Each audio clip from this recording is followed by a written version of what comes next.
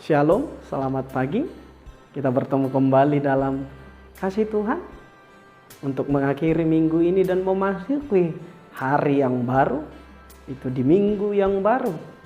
Maka mari kita diberangkatkan dengan firman Tuhan. Kita berdoa.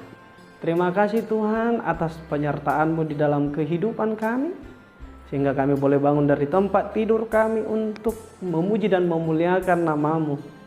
Berangkatkan kami Tuhan di dalam Kristus Yesus. Amin.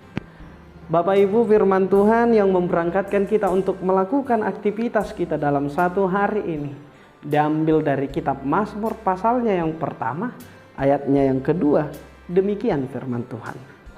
Tetapi yang kesukaannya ialah Taurat Tuhan, dan yang merenungkan Taurat itu siang dan malam.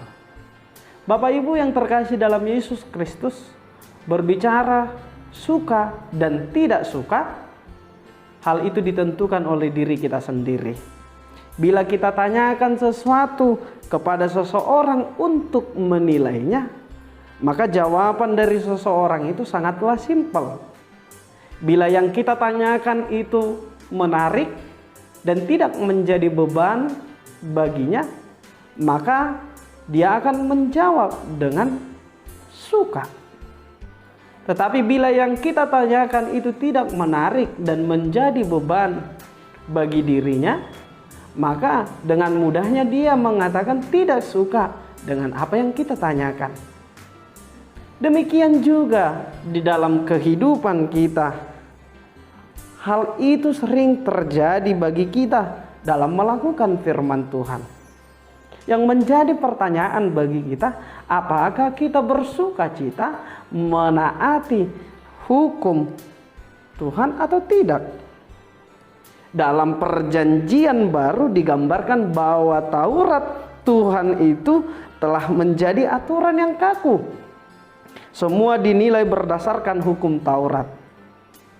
Misalnya Yesus dikritik ketika menyembuhkan pada hari Sabat, dan Yesus diminta untuk menegur murid-muridnya ketika memetik gandum pada hari Sabat. Bila kita perhatikan dalam perjanjian baru ini, masih banyak tentang pelaksanaan hukum Taurat, yang mana hukum Taurat itu sudah menjadi tradisi ritual yang kehilangan maknanya. Tetapi melalui firman Tuhan kita hari ini, penulis kitab Mazmur dengan jelas mengatakan bahwa Taurat Tuhan itu adalah kesukaan. Hukum Taurat menjadi kesukaan karena hukum Taurat tersebut mengarahkan jalan kepada semua orang menuju keselamatan. Sama halnya dengan rambu lalu lintas yang berada di sepanjang jalan. Tetapi rambu lalu lintas itu juga bisa menjadi beban bagi orang ketika dia tidak menaati rambu-rambu lalu lintas yang berada di sepanjang jalan. Namun bisa juga menjadi pengingat bagi kita untuk menjaga keselamatan agar kita tidak kecelakaan saat berlalu lintas. Artinya Bapak Ibu, itu semua kembali kepada diri kita. Bagaimana kita memandang dan memahami akan Taurat tersebut. Sama halnya dengan rambu lalu lintas itu. Bila kita mengerti dan tahu tujuan dari rambu lalu lintas itu, maka sama halnya dengan hukum Taurat tersebut, yaitu menuju keselamatan, mengarahkan kita kepada keselamatan yang daripada Kristus.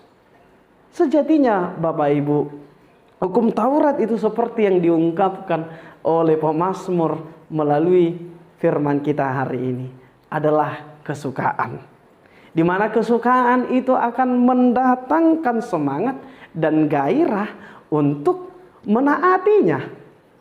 Di mana juga Taurat Tuhan adalah untuk menuntun kita mengetahui mana yang baik dan yang benar.